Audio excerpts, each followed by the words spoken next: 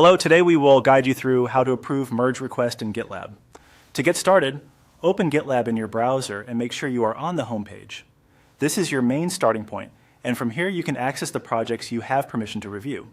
If you are working in a team environment, this is usually where you will begin whenever you need to check code changes or review incoming work. Once you are on the GitLab home screen, look to the left-hand navigation panel and click on Projects. This section shows the repositories available to you.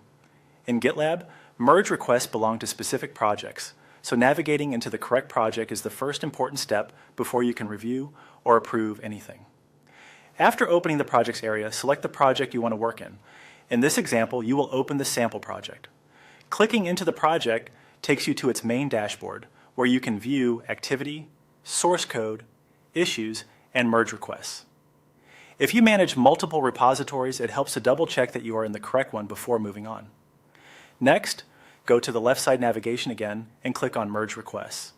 This section contains all open, closed, and merge requests related to the project. Merge requests are where proposed code changes are reviewed before they are accepted, so this is the place you will use to inspect and complete the approval workflow. From the list of merge requests, click on the sample request you want to review. Opening the request lets you see the details of the proposed changes, along with any comments, discussions, and pipeline results. Before taking action, it is always a good idea to quickly confirm that you are viewing the correct request and that everything appears ready to move forward.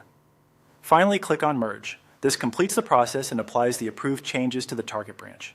Depending on your project settings, the Merge button may only be available once required checks have passed, such as approvals or successful pipeline results. If the button is active, that usually means the request is ready to be finalized. And that's it.